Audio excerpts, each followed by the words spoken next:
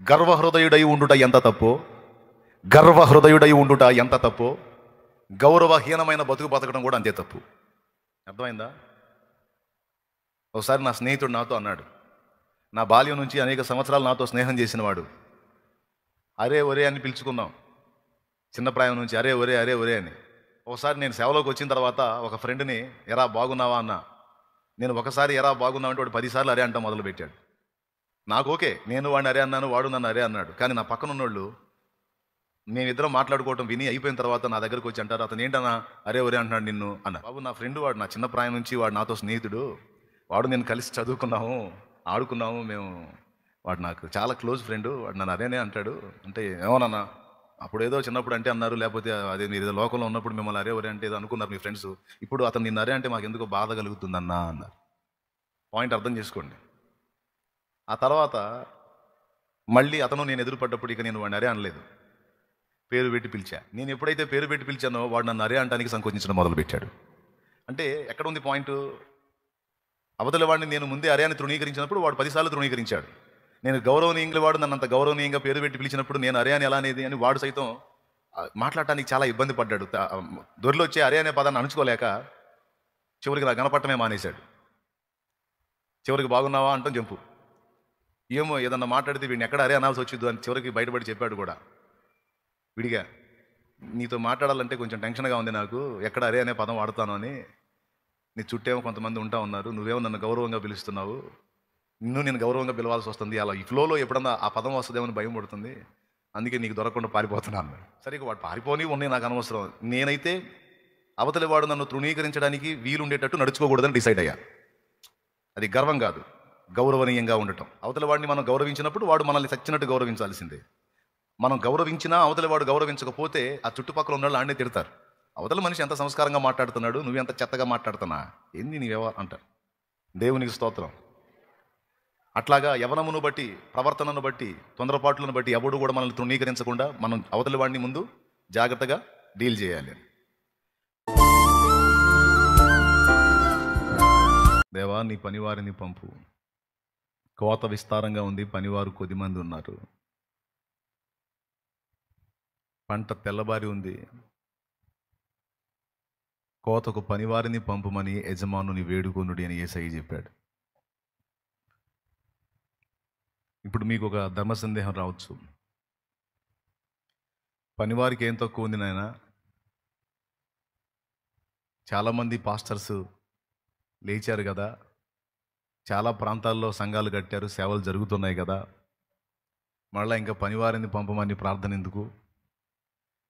ఉన్న పనివారికే పని లేక చేస్తున్నారు, ఇంకా మళ్ళీ పనివాళ్ళు ఎందుకు అని కొంతమంది హృదయంలో ఒక ప్రశ్న పుట్టొచ్చు.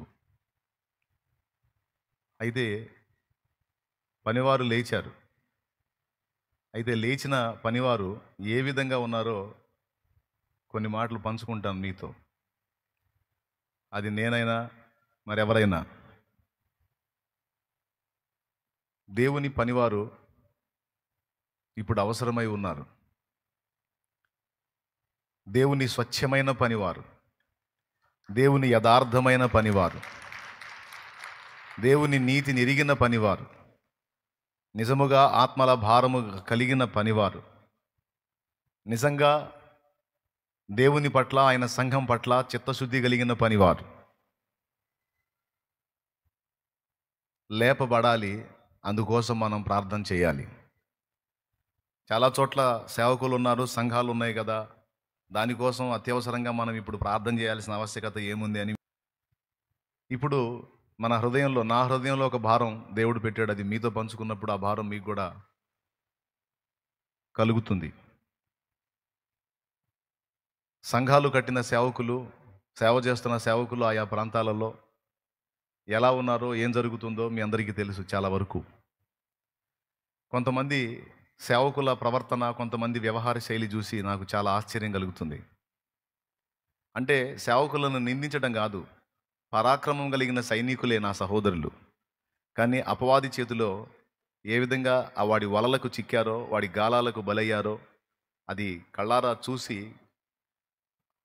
దాన్ని ఎరిగినందున నేను బాధపడి కొంతమంది కరోనాలో సైనికులు కూలితే, కొంతమంది కరోనా కంటే ప్రమాదకరమైన కొన్ని సమస్యల వల్ల కొంతమంది కూలితే, ఇప్పుడు దేవుని సైన్యంలో కొంత సైన్యం తరుగైపోయింది.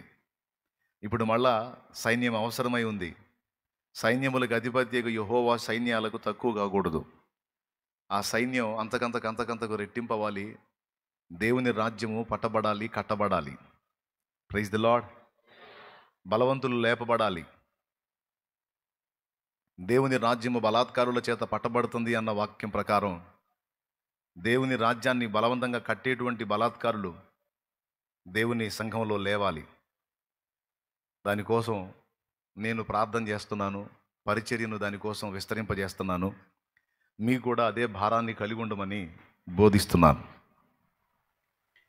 బైబిల్ గ్రంథంలో ఒక ఆత్మీయ నాయకుడు ఎలా ఉండాలో, ఏ విధంగా జీవించాలో దానికి సంబంధించినటువంటి కొలతలు బైబిల్ గ్రంథంలో ఇచ్చాడు. బైబిల్ గ్రంథం అన్ని సంగతులను గురించి మాట్లాడింది. ఒక విశ్వాసి జీవితానికి సంబంధించి ఎలా ఉండాలో మాట్లాడింది. ఒక పరిచారకుడు, పరిచారకురాలు ఎలా ఉండాలో మాట్లాడింది. ఒక సేవకుడు, సేవకురాలు ఏ విధంగా ఉండాలో కూడా పరిశుద్ధ గ్రంథం మాట్లాడింది. మన సమస్త ప్రవర్తనను గురించి దేవుని గ్రంథంలో సమాచారం ఉంది, మన సమస్త ప్రవర్తన విషయంలో.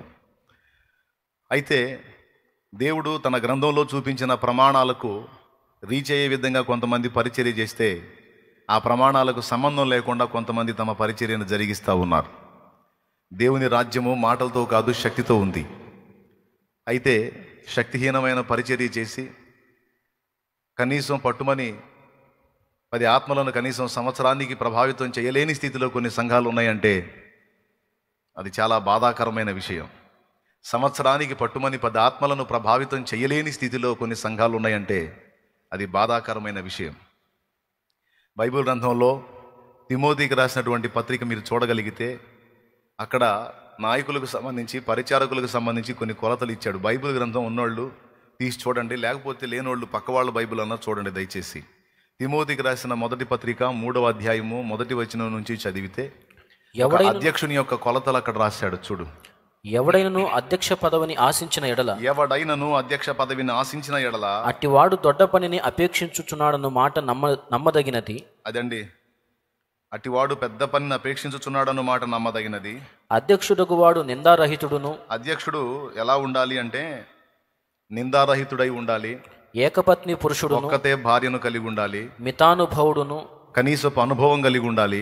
స్వస్థ బుద్ధి గలవాడును, ఆరోగ్యకరమైన బుద్ధి కలిగి ఉండాలి. మర్యాదస్తుడును, సంస్కారవంతుడై ఉండాలి. అతిథి ప్రియుడును, ఆతిథ్యాన్ని ప్రేమించి ఎవరైనా అతిథులు వస్తే వాళ్లకు ప్రేమ చూపేవాడై ఉండాలి. బోధింప తగినవాడునయ్యుండి. బోధింప తగినవాడు అంటే బోధించడానికి కావలసినటువంటి సబ్జెక్టు, అలాగే బోధించడానికి కావలసిన క్యారెక్టర్. బోధించడానికి కావలసిన సబ్జెక్టుతో పాటు సబ్జెక్ట్ ఒక్కటి ఉంటే చాలదు, క్యారెక్టర్ కావాలి. క్యారెక్టర్ లేకుండా సబ్జెక్ట్ ఉండే ఏం ప్రయోజనం? అలాగని కొంతమందికి క్యారెక్టర్ ఉంటుంది కానీ సబ్జెక్ట్ ఉండదు, అంటే బైబిల్ చదవరు.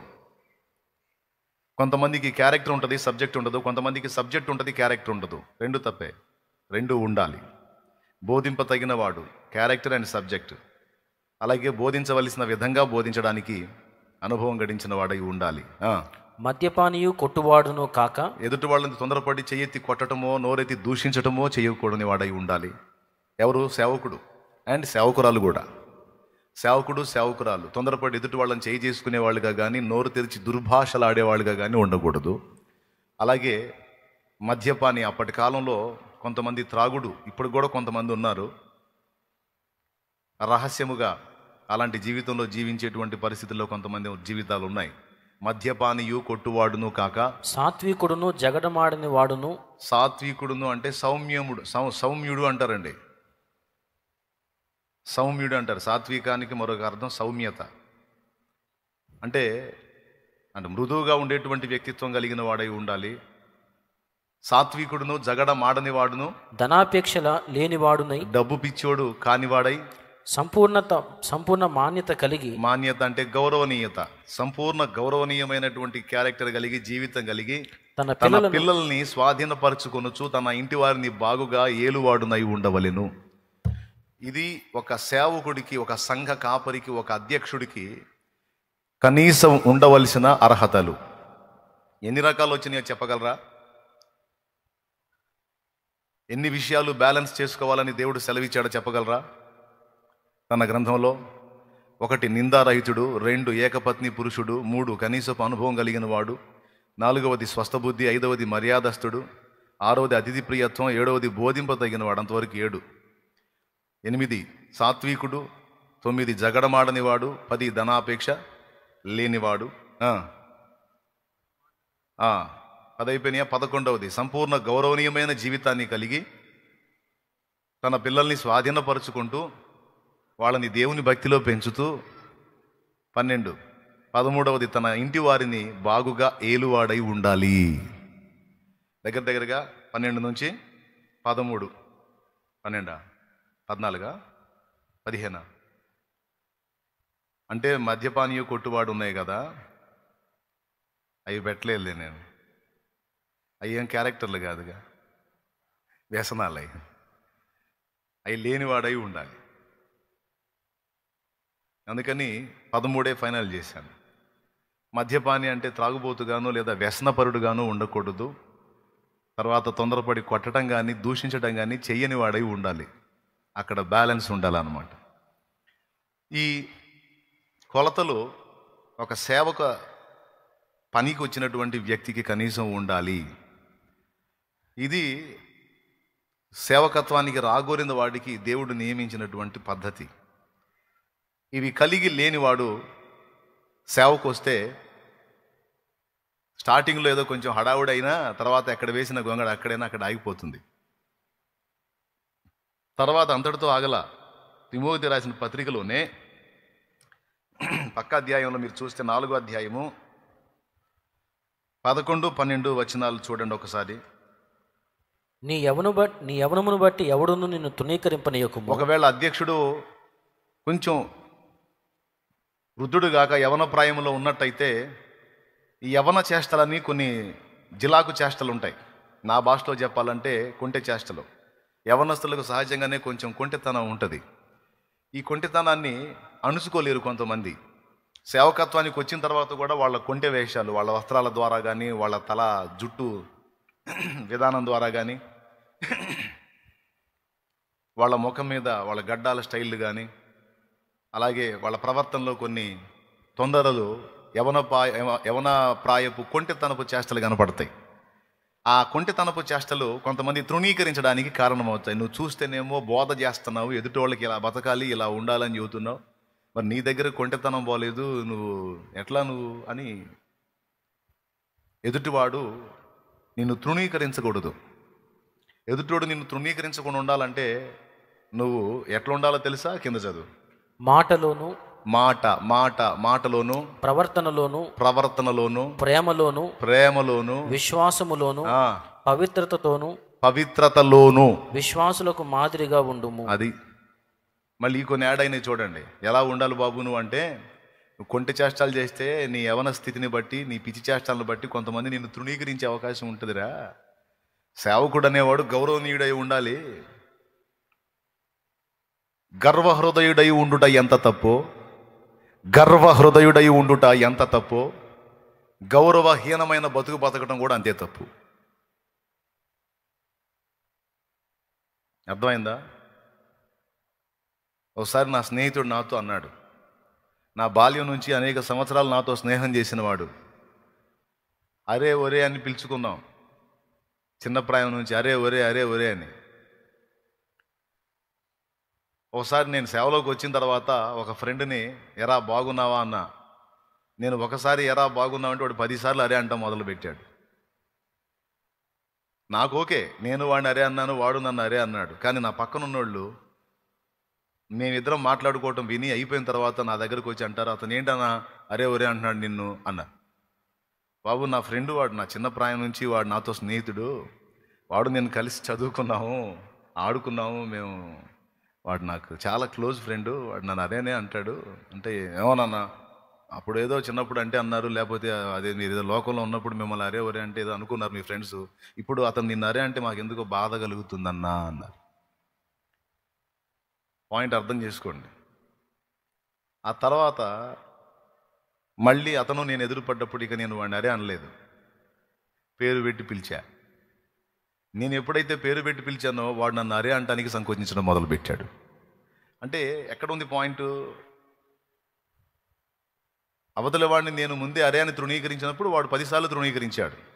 నేను గౌరవనీయంగా వాడు నన్ను అంత గౌరవనీయంగా పేరు పెట్టి పిలిచినప్పుడు నేను అరే అని ఎలా అనేది అని వాడు సైతం మాట్లాడటానికి చాలా ఇబ్బంది పడ్డాడు. దొరిలో వచ్చే అరే అనే పదాన్ని అణుచుకోలేక చివరికి నా కనపడటమే మానేశాడు. చివరికి బాగున్నావా అంటాం జంపు. ఏమో ఏదన్నా మాట్లాడితే వీడిని ఎక్కడ అరే అనాల్సి వచ్చిద్దు అని చివరికి బయటపడి చెప్పాడు కూడా విడిగా. నీతో మాట్లాడాలంటే కొంచెం టెన్షన్గా ఉంది నాకు, ఎక్కడ అరే అనే పదం వాడతాను అని. నీ చుట్టేమో కొంతమంది ఉంటా ఉన్నారు, నువ్వేమో నన్ను గౌరవంగా పిలుస్తున్నావు, నేను గౌరవంగా పిలవాల్సి వస్తుంది. అలా ఈ ఫ్లోలో ఎప్పుడన్నా ఆ పదం వస్తుందేమో అని భయం పడుతుంది, అందుకే నీకు దొరకకుండా పారిపోతున్నా అన్నాడు. సరే ఇక వాడు పారిపోని ఉన్నాయి, నాకు అనవసరం. నేనైతే అవతలి వాడు నన్ను తృణీకరించడానికి వీలుండేటట్టు నడుచుకోకూడదని డిసైడ్ అయ్యా. అది గర్వం కాదు, గౌరవనీయంగా ఉండటం. అవతల వాడిని మనం గౌరవించినప్పుడు వాడు మనల్ని చచ్చినట్టు గౌరవించాల్సిందే. మనం గౌరవించినా అవతల వాడు గౌరవించకపోతే ఆ చుట్టుపక్కల ఉన్న వాళ్ళు ఆడనే తిడతారు. అవతల మనిషి ఎంత సంస్కారంగా మాట్లాడుతున్నాడు, నువ్వెంత చెత్తగా మాట్లాడుతున్నా, ఏంది నీవేవో అంటారు. దేవునికి స్తోత్రం. అట్లాగా యవనమును బట్టి, ప్రవర్తనను బట్టి, తొందరపాట్లను బట్టి ఎవడు కూడా మనల్ని తృణీకరించకుండా మనం అవతలి వాడిని ముందు జాగ్రత్తగా డీల్ చేయాలి. బ్రష్ తెచ్చుకుందామని పొద్దున్నే కిరాణా షాప్కి వెళ్ళా, మా ఇంటి దగ్గరలో. ఫుల్గా ఉన్నారు జనం, వాళ్ళు సరుకులు ఇస్తున్నారు. వాళ్ళకి పోయినోడిని బ్రష్ పేస్ట్ అడిగి తెచ్చుకోవాలి. నాకెందుకు, ఒక ముసలమ్మ ఉంది, సింపుల్గా 90 ఏళ్ళు ఉంటాయి ఆమెకి, సౌండ్ ఇంజనీర్. నేనేమన్నానంటే ఆమెను అట్ట తట్టి మా అమ్మ బాగున్నావా అన్నా. నాకెందుకు, ఆమెను తట్టి మా అమ్మ బాగున్నావా అన్నా. ఆమె ఇటు తిరిగి సగం కనపడవా ఆమెకి, ఎవటాడా అందే, ఇట్టనే అందే. నా పరుగు పోయింది. ఇక ఎవడాడా అందే. ఇక నేను మా అమ్మ అంటే వినపడవచ్చు, వినపడకపోవచ్చు. ఎవడు రా నువ్వు అందనుకు మళ్ళీ పరుగు పోయిద్దిగా. అసలు ఏమైనా పలకరించడమే నా తప్పు, కానీ వినపడదని తట్టి బాగున్నావా అన్నా. ఆమె కనపడలా, ఎవడరాడో అంది పెద్దగా. అక్కడున్న జనం అంతా విన్నారు, కొంతమంది నవ్వారు. ఆ కిరాణా షాపులో ఆ సరుకులు ఇచ్చే తల్లి కోప్పడింది, పెద్దగా అరిసింది. ఏం ముసలమ్మ నీకేం మైండ్ పోయిందా, ఎవరు అంది. అంటే చూసి ఏందమ్మా అంది. అంటే ఎవరు సరిగా చూసావా, ఫలానా కాదు అంది. అయ్యా నువ్వు అనుకోలేదని అప్పుడు బతిలాడుతుంది. నిన్ను గదిలించుకోవటమే నా తప్పు, ఇంక నువ్వు బదిలాడిని చేయగలేదు మాట అనేసావు, పరువు బాయే, ఇంక చేసేది ఏముందని, ఏం పర్లేదులని చేయి ఊపి జంప్ అక్కడి నుంచి. ఇట్లా కొన్ని అనుభవ పాఠాలు. అంటే మనం చులకనగా వ్యవహరించినప్పుడు, చులకనగా ప్రవర్తించినప్పుడు అవతలి వాళ్ళు తేలిగ్గా మాట్లాడతారు. ఇక్కడ బైబిల్లో చెప్పాడు, నీ యవనమును బట్టి ఎవడు కూడా నిన్ను తృణీకరించనీయొద్దు, జాగ్రత్త. మాటలోను, ప్రవర్తనలోను, ప్రేమలోను, విశ్వాసములోను, పవిత్రతలోను, ప్రవర్తనలోను, పవిత్రతలోను కూడా విశ్వాసులందరూ నిన్ను చూసి నేర్చుకోవాలి. నిన్ను చూసి ఎలా ప్రవర్తించాలో నేర్చుకోవాలి. నిన్ను చూసి ఎదుటి వాళ్ళతో ఎలా మాట్లాడాలో నేర్చుకోవాలి. నిన్ను చూసి పవిత్రతను ఎలా కాపాడుకోవాలో నేర్చుకోవాలి. నిన్ను చూసి దేవుని యందు ఎలా విశ్వాసం ఉంచి గొప్ప కార్యాలు సాధించాలో నిన్ను చూసి నేర్చుకోవాలి. తిమోతి జాగ్రత్త నాన్న, నువ్వు ఇలా ఉండాలని రాశాడు లెటర్.